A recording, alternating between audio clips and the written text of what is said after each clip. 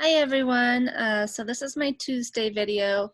I did film it yesterday, that's why I am wearing the same thing. I did change my earrings though, so that they were bird earrings. Now this is a peacock. Um, Peacocks are really colorful, and something interesting about peacocks is that only the boys are called peacocks. The girls are actually called peahens. I'm going to show a picture. Here you go. So you can see the peacock is very colorful and vibrant with a lot of bright colors, right? The beautiful feathers. Whereas the peahen is very kind of muted, more bland, not as flashy. And you may remember from yesterday, we talked about how female birds usually are more boring to look at so that they can protect themselves from predators, especially when they have their eggs and they're nesting. So it's really cool to see that difference. Anyways, today all you need is your vocabulary book. We have 2 new words to add and some fun activities to go with each one. So let's get started. Our first word, and open to a new page so you're ready. Our first word that we'll be doing today is adaptable. So you can write that in the word box. And adaptable means being able to adjust to different conditions. Now this goes for all animals. Some animals are more adaptable than others, right? But we're not just talking about birds. Though birds are very adaptable in that they are on all 7 continents. You can find them in any kind of habitat or environment. And remember, they came from dinosaurs over 150 million years ago, and they're still here today. So that's why we are talking about adaptable during Bird Week. So I'll give you a chance to finish writing. Go ahead and pause if you need more time. Okay, 3, 2, 1. And then we're going to do our sentence. So I wrote, birds are highly adaptable and can be found in any habitat. Even very cold habitats, you find penguins. Birds are also in deserts. They're in highly tropical habitats like rainforests.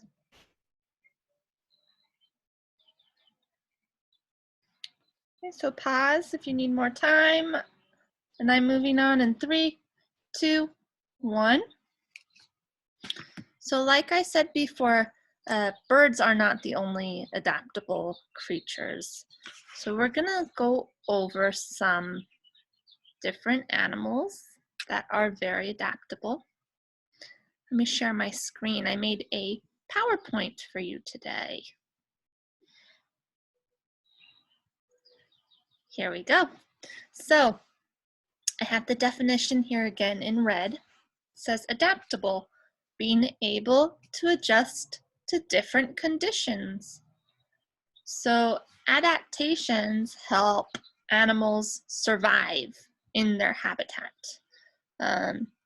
So when we are looking for adaptations, we're thinking, what's special about this animal that helps them stay alive?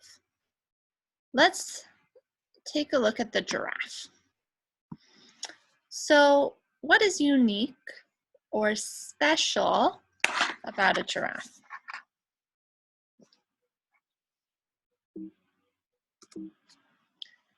Okay. Right, well, you probably said that giraffes have long necks. So how does that help them survive? Well, if you can see in the picture, The long necks help giraffe reach food that is up high, so they are able to get food that other animals can't. So that means they don't have to compete as much, and they are able to survive much more easily. So this is great for their habitat. Giraffes live in Africa on the savanna, where there are a lot of tall plants. So that helps them survive in their habitat. Let's look at another one. Okay, here we have a polar bear. So I want you to think, what is unique about a polar bear? Right, what helps them survive in their habitat? And we know they live in a very cold habitat. They live in the Arctic. So what helps them survive there? Okay. Well, maybe you said that polar bears have a thick coat, right? A thick fur. And if you said that, you're right. That thick coat of fur helps them survive in extremely cold weather. It also says down here on the picture that polar bear fur is oily, so water will not stick to it, and also so the fur dries fast. So polar bears do swim, but their fur won't stay wet for long. And because it dries faster, they can stay warmer and survive. So that is how they have adapted to their environment. Okay, what about a duck? And I put this picture on here because you can see that two of these ducks are more colorful than the other ones. So this tells us that two of the ducks are male. They're the boys, and the more plain ones are the girls. So what is unique about them? What helps them survive in their environment besides the camouflage for the girls? Okay, well, one thing is that ducks have webbed feet for swimming, and you can see the webbed feet in this picture on the duckling. So by having the webbed feet, they can swim really quickly in the water. Now, not all birds have webbed feet. Some have other kinds of feet that help them survive in their environments. Because remember, birds can be found in every kind of habitat. Ducks also have wax-like wings that repel the water and help them to stay dry, kind of like with the polar bear's fur. All right, next one. We have a lion here. So what is unique about a lion that would help them survive? I want you to think about their teeth. So this is something we talked about during Mammal Week. And what would be special about a lion's teeth? You can see in the picture, lions have sharp teeth because they're carnivores. They need the sharp teeth to be able to eat the meat. So that has helped them to survive in their environment. They are adaptable. Okay, here we have a moth. What is unique about a moth? What helps them survive and adapt to their environment? I want you to think about their colors. Are moths very colorful, like butterflies? No, a moth has gray wings to blend in with their environment. That helps protect them from predators. It's harder for the predators to see them. And another word for blending in with the environment is camouflage. Okay, now animals aren't the only creatures that are adaptable. We have plants. Plants are also adaptable to the environment so they can survive So why do you think some flowers are colorful? How does that help them survive? Well, it helps attract insects for pollination. Flowers need to pollinate or to be pollinated so that they can reproduce and survive. So a lot of times they'll be very colorful, they'll smell good, and that attracts the insects. Here we have a bee and a butterfly. And last one, what adaptation does a cactus have? You can probably think of this one pretty quickly. And most plants don't have this. And a cactus has sharp thorns to protect the water in its stem. And the thorns also protect the cactus from predators. So I'll stop the share. It is pretty cool what animals and plants can do to just survive in very many different kinds of places. Now back to birds. I'm going to share my screen again. Birds usually have three ways that they're highly adaptable. One is their beak, and you can see in these pictures they have a lot of different kinds of beaks that would help them in different environments. So for example, here's a hummingbird up in the corner. You'll notice it has something called a probe beak. It's really long and skinny. Well, that adaptation helps them get nectar from flowers. Whereas this spear beak over here helps these birds get fish, helps them catch the fish. It's sharp and it's pointy. So their beaks are highly adaptable. Their feet are also highly adaptable. Look at all these different feet. We see the webbed feet on a bird like a duck that help them swim. And then we see other kinds of feet, like up here in the corner. We have these perching feet. Those help them perch on branches. And then over here in the corner, next to the webbed feet, we have grasping feet. Those claws help them catch fish out of the water. And then the third kind of adaptation on a bird is their wings. So we have their beak, their feet, and then also their wings that are highly adaptable.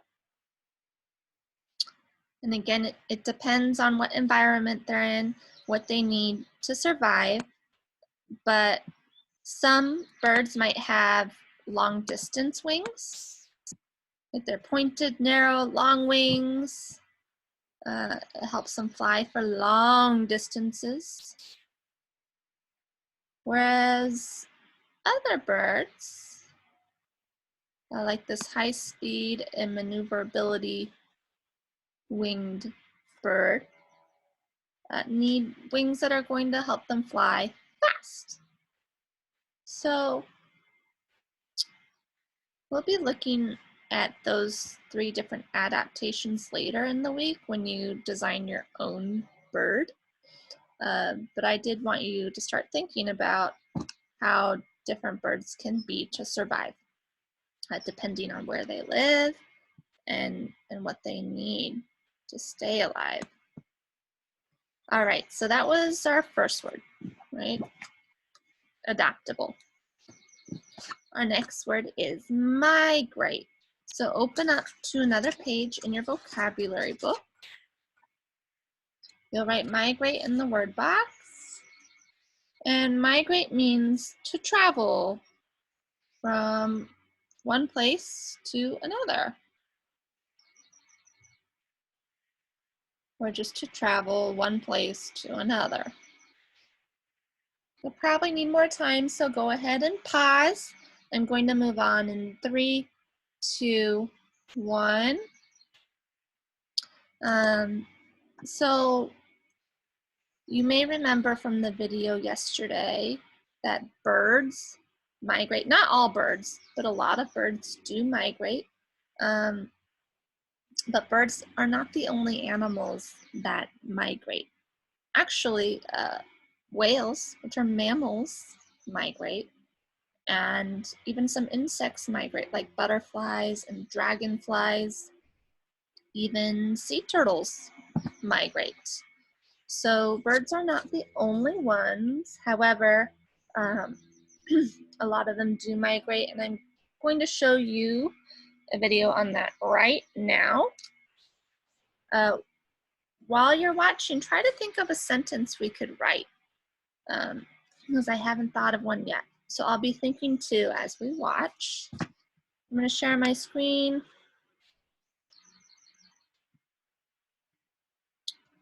And we need to get to BrainPop. Actually, it's BrainPop Junior for this one.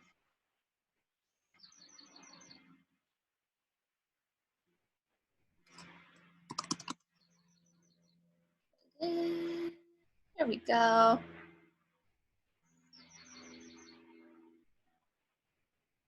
Oh wait, I don't know if I shared my sound. 1 second.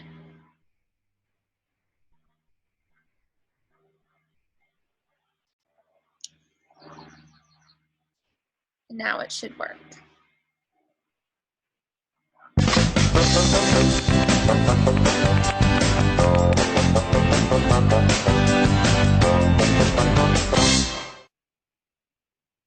Cool. Moby, check it out.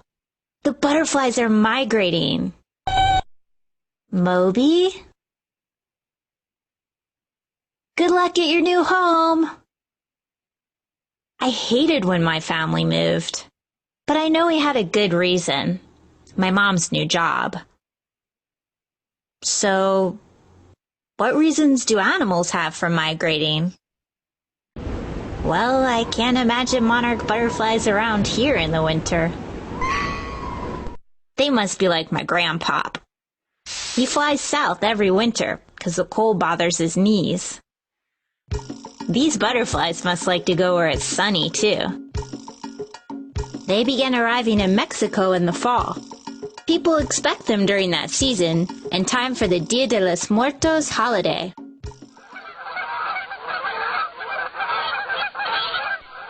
Lots of birds fly south for the winter, too. But how do the animals know when it's time to go? They must get clues.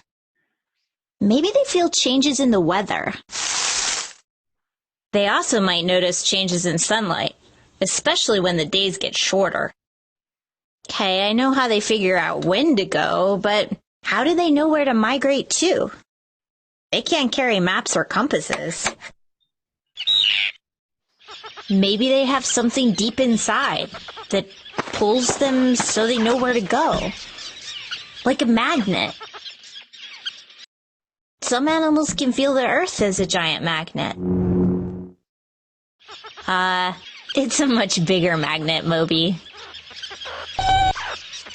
The Arctic tern flies from one end of the Earth's giant magnet to the other, and that's a lot of work. I would be pretty tired if I flew thousands of miles.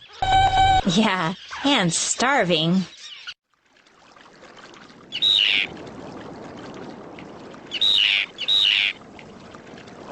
Why do animals need to store up fat before they migrate? This baby whale has to keep munching if she wants to have enough blubber. She's getting ready to go on her first migration. And she'll use that fatty blubber as energy during her long trip. I don't get it, though. Why'd she want to leave this place? It's pretty sweet. Besides the weather, what makes animals migrate? She sure did love to eat. Maybe she's going where there's a better source of food. Don't worry, Moby. She'll be back. Gray whales are like Arctic terns. They make return migrations. It means they go back and forth. to the same place, sometimes year after year. Salmon make one return migration, back to the same river they were born in. They'll even swim up waterfalls so they can have babies in the same spot they were born. Having babies is important, so it's worth migrating long distances to have them. I never knew animals had such big plans. Moby! Some animals do seem to move wherever they feel like it, though. These locusts ate up all the food here. I bet they move from place to place, wherever they can pig out the most. Locusts are nomads. Nomadic animals just migrate wherever they can find the stuff they need. There's no reason for locusts to return here. Ugh. Moby? Aw, you weren't scared of those butterflies, were you, Moby? Well, there won't be any monarchs coming through here for a while. And now it's time to migrate to the lunchroom.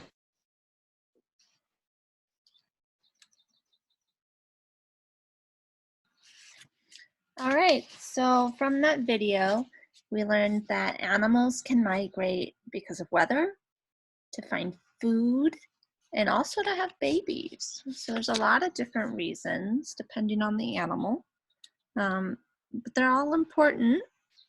So I made a big long sentence. Maybe you came up with a different sentence, and that's okay.